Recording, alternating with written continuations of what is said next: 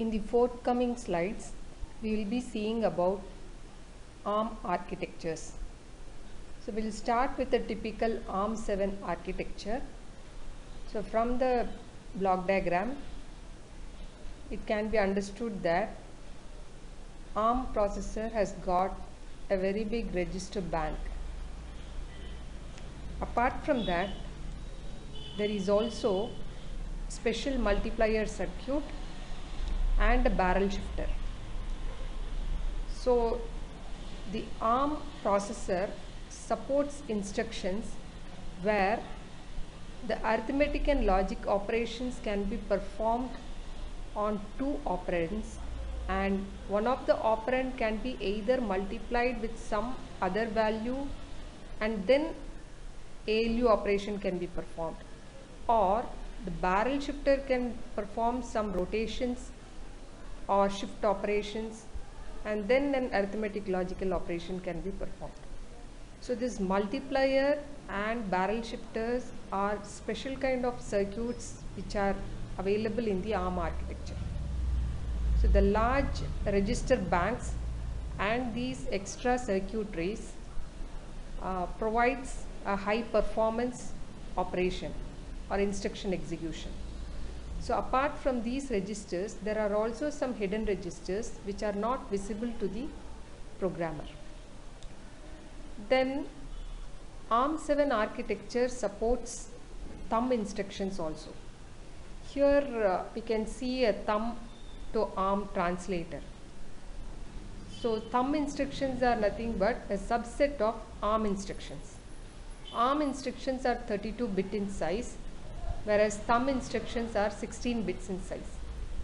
If a thumb instruction is fetched, that has to be converted to ARM instruction and then only it is decoded. So this is a typical architecture of ARM7. Here the ARM architecture features are listed. ARM architecture has large number of uniform register files. All the registers are 32 bits in size. Also, ARM architecture supports load and store method. That is, the operands can be loaded into the register content and the operands cannot be operated in the memory directly. So either the operands are loaded into the register or from the register the operands can be stored into the memory. And also ARM supports simple addressing modes like register addressing modes or immediate addressing modes.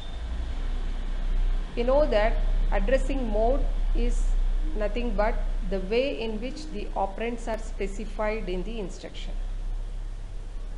Either the operands are placed into a register and those registers are used in the instruction, or the operands are placed in the instruction field itself. But the operands are not directly accessed from the memory or processed by the instruction directly from the memory.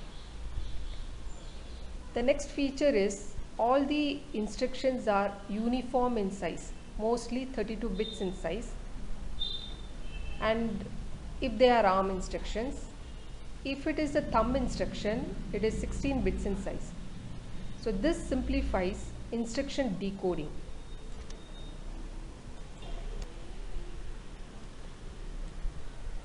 In continuation to ARM features, the ARM architecture provides control over both arithmetic logic unit and shifter in most of the data processing instructions. That is, the instructions can instruct the ALU to perform a particular operation, or it can also instruct the shifter to shift certain number of times. So that control over ALU and shifter is there through the instructions.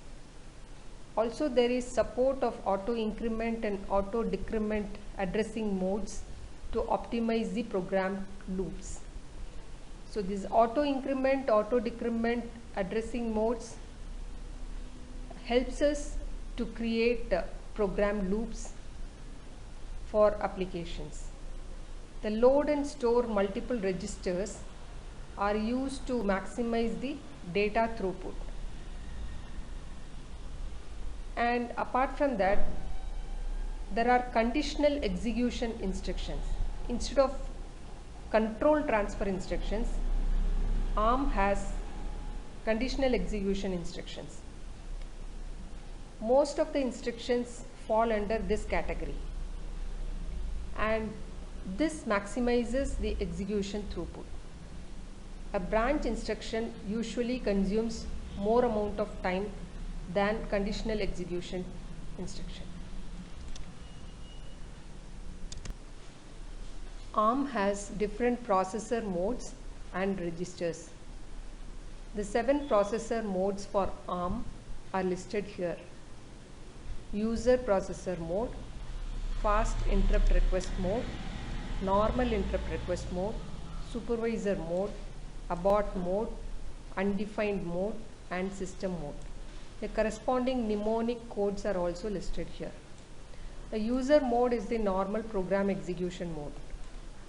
The processor enters into a high priority interrupt request mode whenever a high priority interrupt arrives, and when a low priority interrupt comes, the processor enters into IRQ mode. If the processor is reset, or when a software interrupt instruction is executed, the processor enters into supervisor mode. If the program tries to access a memory location which it is not supposed to access, then the processor enters into abort mode. If the program has some instructions which are not defined for this particular processor, then the processor enters into undefined mode. If the processor is using operating system tasks, then the processor enters into system mode. So out of these 7 modes, the processor may be switching between one mode to the other mode depending upon the circumstance it is facing. ARM has 37 registers. Each of them are 32 bits long. These registers are program counter, which is only 1.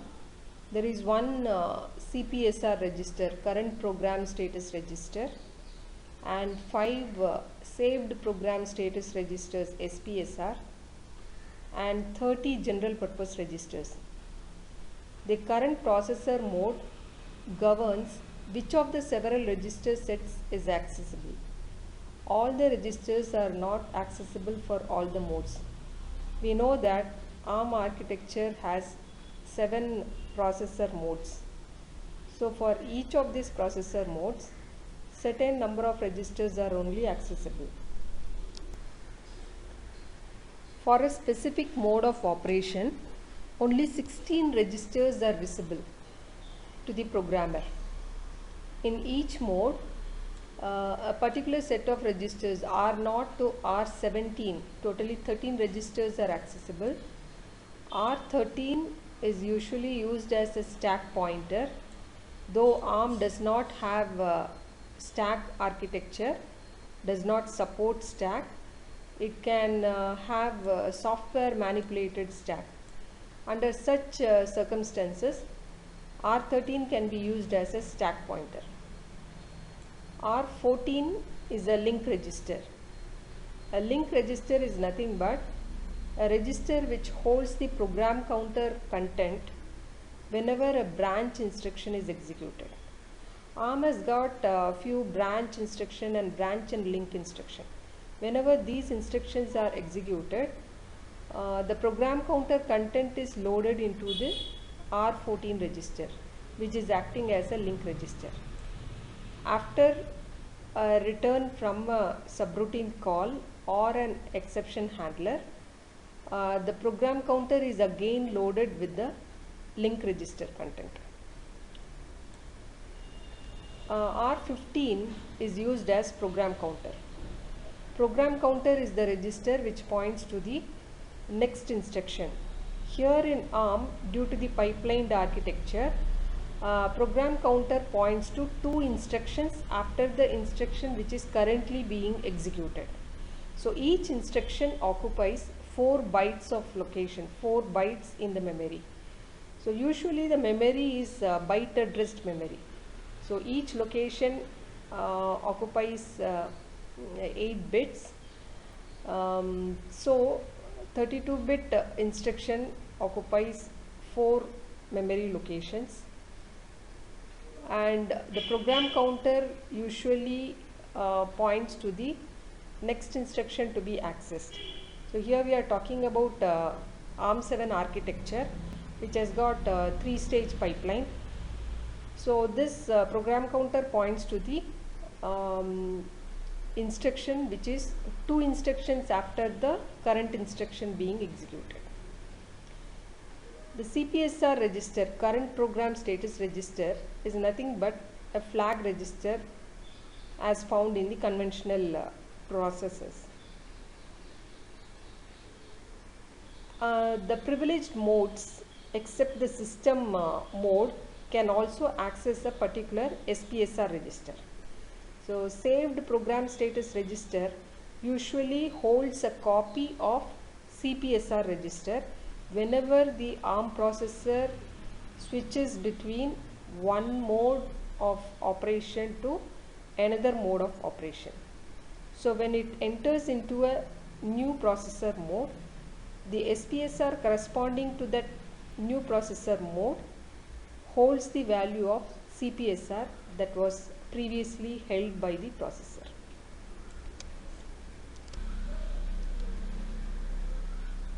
So ARM has got ARM can support 6 data types, both in signed and unsigned format. The data can be of 8-bit in size, which is nothing but byte, or the data can be a 6-bit data or half word, or it can be a 32-bit data or a word.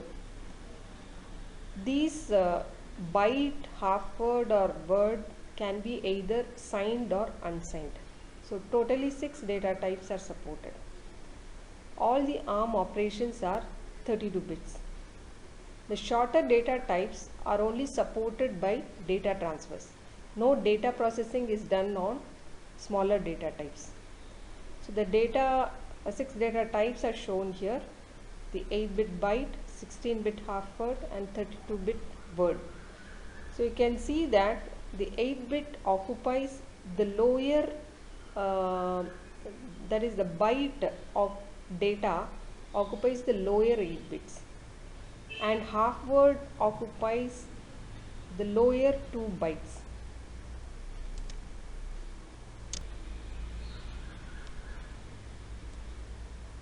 Next, here we are seeing the current program status register, CPSR register. This is a 32-bit register. All the registers in ARM processors are 32 bits in size. This register is nothing but a flag register. For an ARM processor, it is called as CPSR. So moving from left to right, from most significant bit to the least significant bit, we can see that there are some condition code flags. N indicates a negative flag. Whenever the ALU operation creates a 1 in the most significant bit, this bit is set. Negative flag is set. The 0 flag indicates whether the previously performed arithmetic logical operation resulted in a all 0 value in the result destination register. And the carry flag indicates whether the previously performed arithmetic operation resulted in a carry.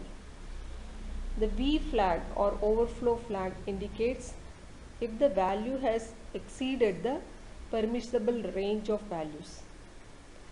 Apart from that, there are also a few other flags I and F which are used to mask the interrupts. If a 1 is set in this bit position I, the IRQ flag is set and IRQ is disabled. If a 1 is placed in this F bit, the fast interrupt request is disabled. So these are acting as mask bits for the interrupts. And apart from that, we know that ARM processor can execute 32-bit instructions as well as 16-bit instructions. 32-bit instructions execution is called as ARM mode and 16-bit instruction execution is called as thumb mode. When the processor has to be switched into the thumb mode, this T bit is set. And we know that the processor also can enter into one of the 7 processor modes. Whenever it enters into a particular mode, the bits here are accordingly set, and the bits here are set as per the exceptional handler, which is handling the exception. So the processor mode, by reading these mode bits, the user can find out which mode the processor is executing in. So this diagram shows a clear picture about how the CPSR register is used. So whatever I mentioned in the previous slide are only listed here. So N flag indicates a negative result from the ALU. Z flag, if it is set, it indicates that the result was a 0 in the ALU. And if C is 1, it indicates that ALU operation generated a carry. If B is set, ALU operation created an overflow. Similarly, there are some, apart from these 4 flags, there is another flag called as Q flag or sticky overflow flag. This is utilized in some special architecture. There is 5TEJ versions only, and it indicates if the saturation has occurred or not. And there is also another bit called as J bit, which is found in 5TEJ architecture family. And if this bit is set, it indicates that the processor is in JZL state or it is executing the Java bytecode. The rest all are same, which I have mentioned in the previous slide. See here, the T bit or thumb bit is 0 when the processor is in ARM state, and it can be set to 1 when it is in thumb state. So these bits actually reflects the arithmetic and logical operations outcome, the interrupt enabling and disabling of interrupts, the processor states, ARM state or thumb state, and the processor modes, 7 processor modes. These are all indicated by the status of bits which are set or reset in the CPSR register.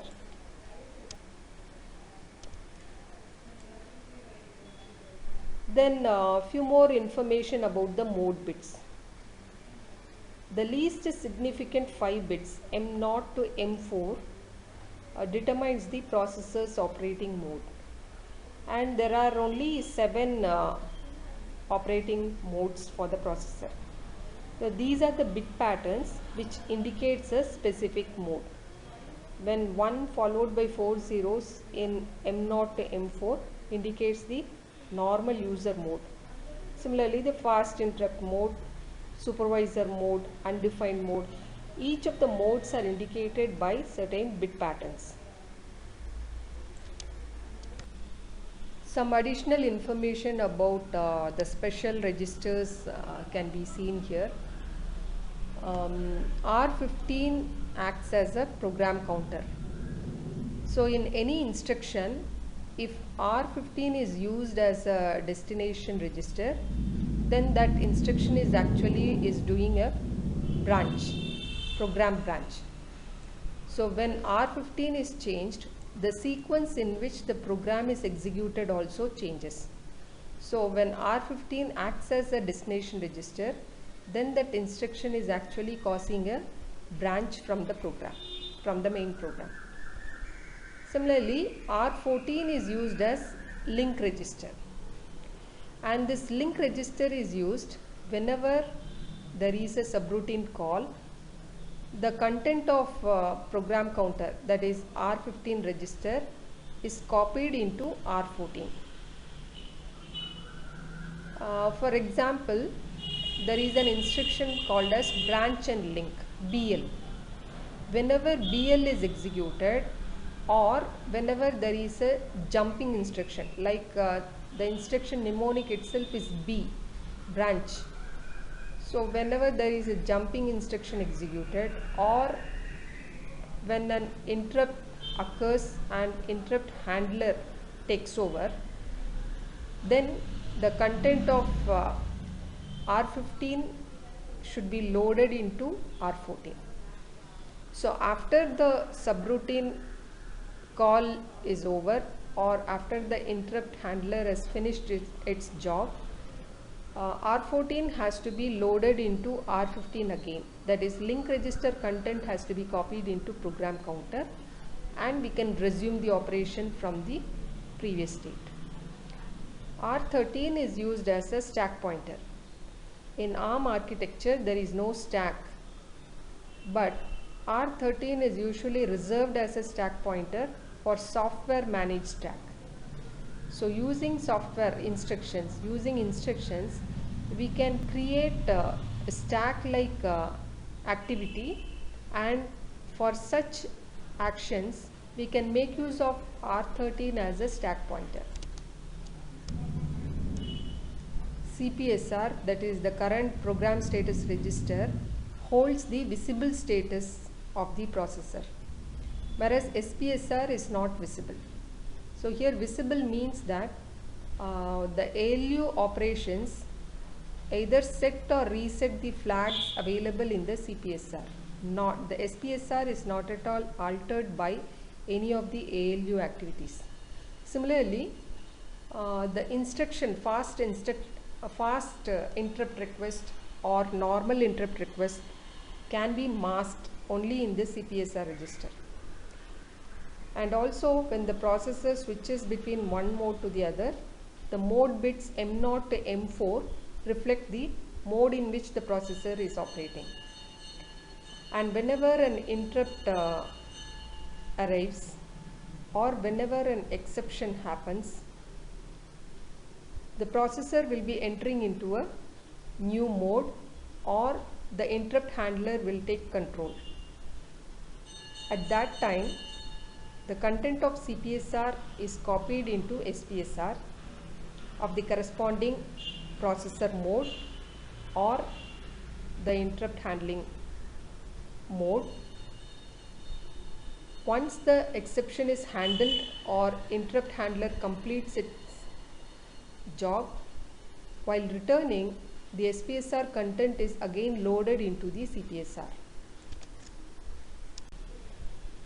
Next we'll see how the ARM processor switches between the ARM mode of operation or thumb mode of operation depending upon the program counter content. We know that program counter is the R15 register in the register bank. It is 32 bits in size. Also, every instruction that is fetched from the memory is 32 bits in size. So when the program counter points to a particular location, that address is actually multiples of 4. So for such addresses, the least significant 2 bits in the program counter will be always 0. So depending upon whether the program counter content is word aligned or not, the processor will be able to identify whether it has to operate in ARM mode or thumb mode. In the word aligned form, the last two bits of program counter are 0, but in the case of ARM7 there are 3 stages in the pipeline, and so the program counter points to 8 bytes ahead of the current instruction, or it may point to 12 bytes ahead if the current instruction includes a register specified shift. In both these cases, the program counter content will be anyhow 0 in the last 2 bit positions. So this indicates that the processor has to operate in the ARM mode. If the program counter content is changed in such a way that the last bit of the program counter is 0, then the processor is switched to the thumb mode, because in half word aligned instructions the least significant bit alone will be 0. So when the address is incremented in the program counter, if the last bit in the program counter is continuously 0, that indicates that the ARM processor is in the thumb mode, and accordingly the CPSR register, current program status register's T bit, will be set or reset.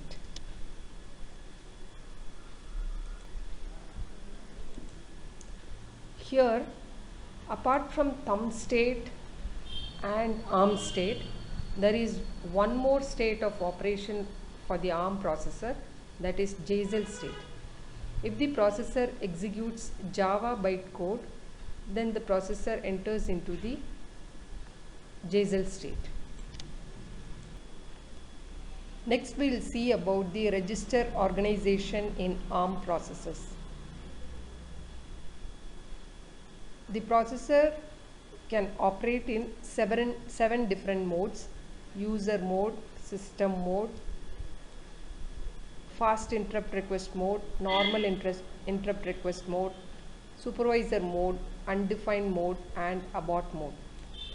For each of these modes, what are the set of registers which can be used when the processor is operating in that mode is shown. For user mode and system mode, all the registers are R0 to R12, then R13 which is acting as stack pointer, R14 acting as link register, R15 acting as program counter, and current program status registers are used. In fast interrupt request mode, all the user mode registers R0 to R7, R15 that is the program counter, and CPSR registers are used. And apart from that, separate register banks labeled as R8 to R12, R13, R14 acting as stack pointer and link register respectively for this mode are used. Then there is also another register, SPSR, save program status register. So when the processor switches from user mode to fast interrupt request mode, CPSR content is copied into the corresponding SPSR register. Suppose if the processor enters from user mode to IRQ mode, the CPSR content in user mode will be copied to SPSR register in the IRQ mode. So this is how the registers are used. And in most of the operating modes, you can see the registers, there are some common registers which are used in all the modes of operations. Only in the fast interrupt request mode, more number of separate register banks are used.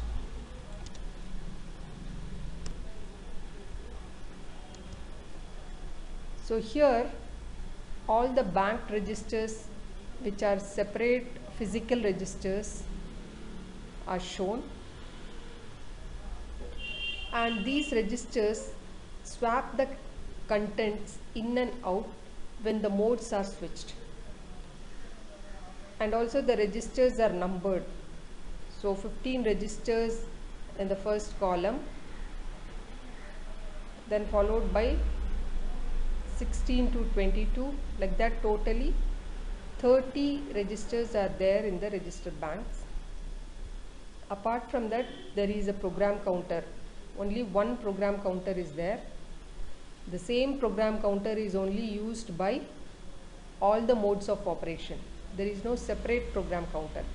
So single R15 register is only used in all the modes of operation. There is one CPSR register, current program status register, and the same register is only used to store the current status in any mode of operation. But while switching from one mode of operation to another mode of operation, the previous CPSR value is loaded into the corresponding SPSR register of that mode. So here, in addition to this CPSR, there are 5 SPSRs.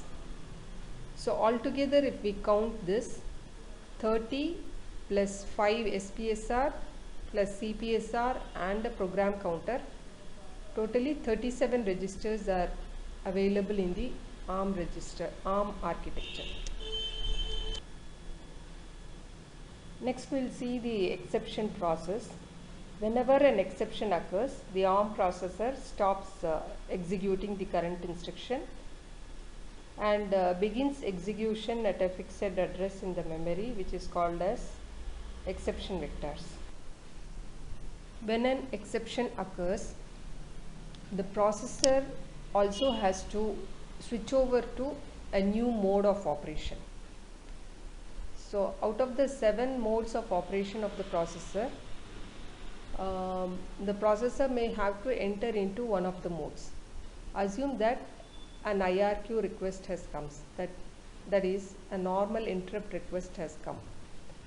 So when this interrupt request has come, the processor copies the current program status register into the SPSR register corresponding to the IRQ mode of operation. We know that there are 5 different SPSR registers corresponding to 5 different modes of operation of the processor. Then the CPSR mode bits are also changed appropriately,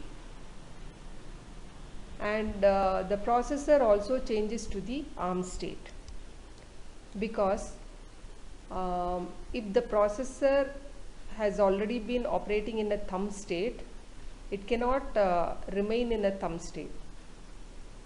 Whenever an exception occurs or whenever an interrupt occurs, the processor cannot remain in thumb state. All the switching over from one mode of operation to other mode can happen only in the ARM state. So the corresponding bits in the CPSR registers are altered to change into the ARM state. And also the mode bits are changed. The mode bits, the T bit, which indicates whether the processor is in thumb state or ARM state, are all changed.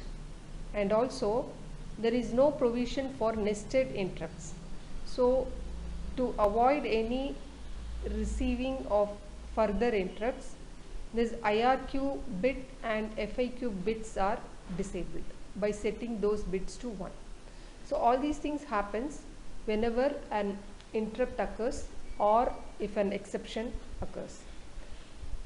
Also, after the exception is handled or interrupt subroutine is executed, the processor has to come to the main routine.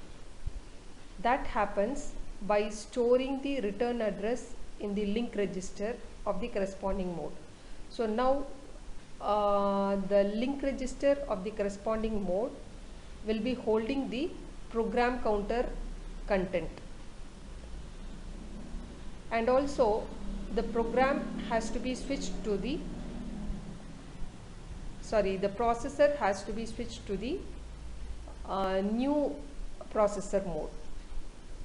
For that, the program counter content is loaded with the vector address of the exception that has occurred.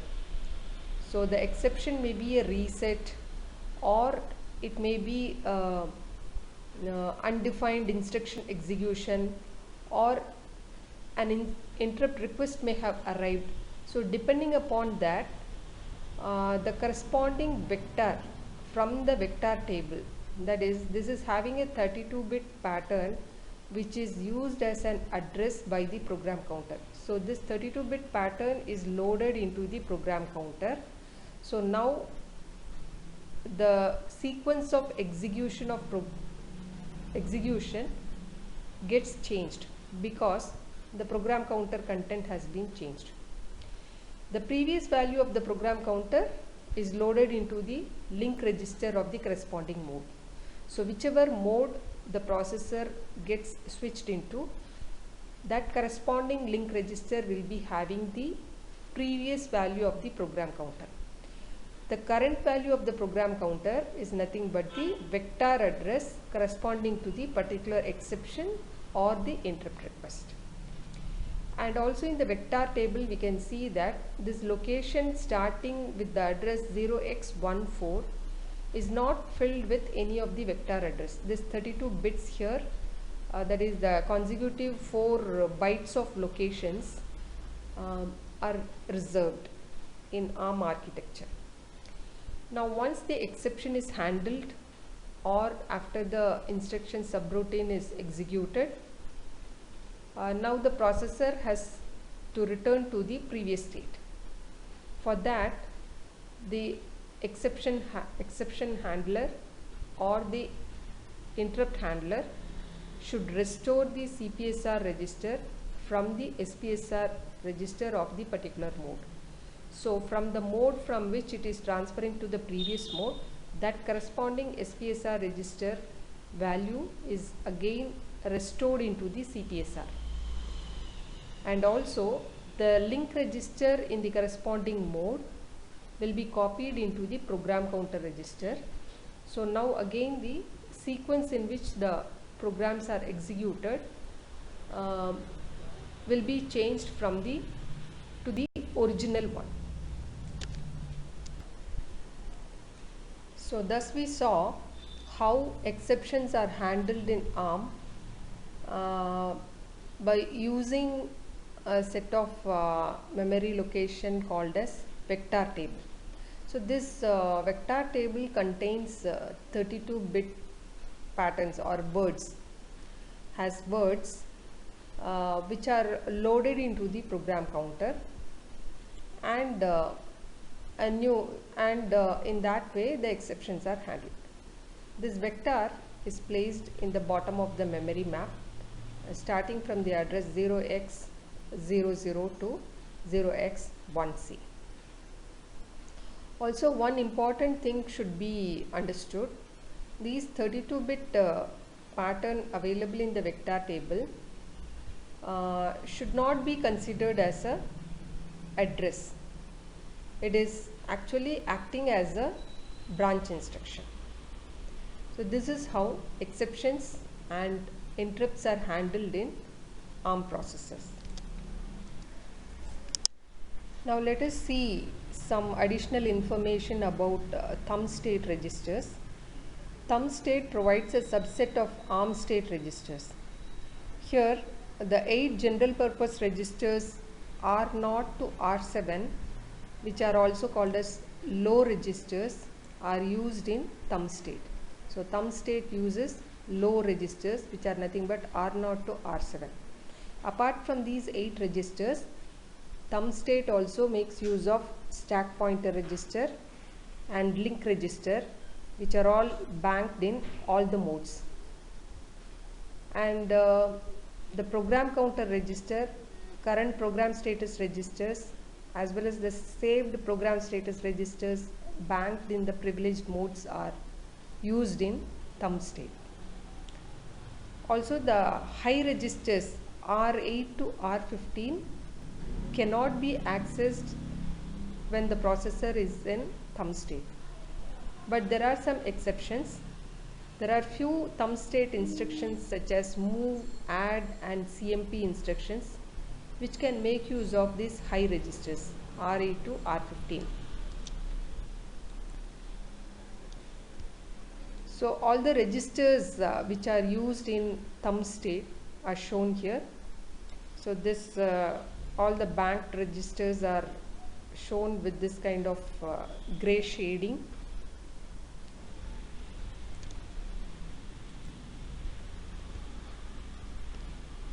Now let us see about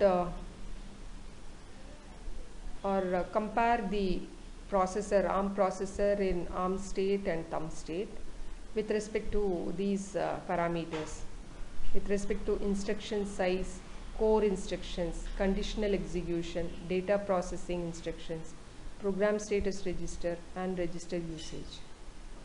We know that in ARM state 32-bit instructions are used by the processor. In thumb state, the instructions are of 16 bits in size. And in ARM state, all the core instructions are mostly conditional execution format. So in the forthcoming slides, we will be seeing about what is meant by conditional execution instructions and branch instructions. In ARM state, set of 58 instructions are available to the processor. In thumb state, 30 instructions are available to the processor. And most of these instructions in thumb state are branch type instructions, whereas in ARM state the instructions are mostly conditional execution type. Also, the data processing instructions in ARM state can access barrel shifter and also the ALU. In thumb state, the barrel shifter and ALU can be accessed using separate instructions. The program status register in ARM state can read as well as write in privileged mode, whereas the program status register cannot be accessed in thumb state. So this is the reason why whenever an interrupt occurs or whenever an exception is to be handled, first the processor changes from thumb mode to ARM mode, and because of that only the program status register can be copied into the SPSR register. Now the next point indicates what are the registers that can be accessed by the ARM state and thumb state of the processor. ARM state can use 15 general purpose registers and the program counter. In thumb state, the processor can use 8 general purpose registers, 7 high registers, and the program counter.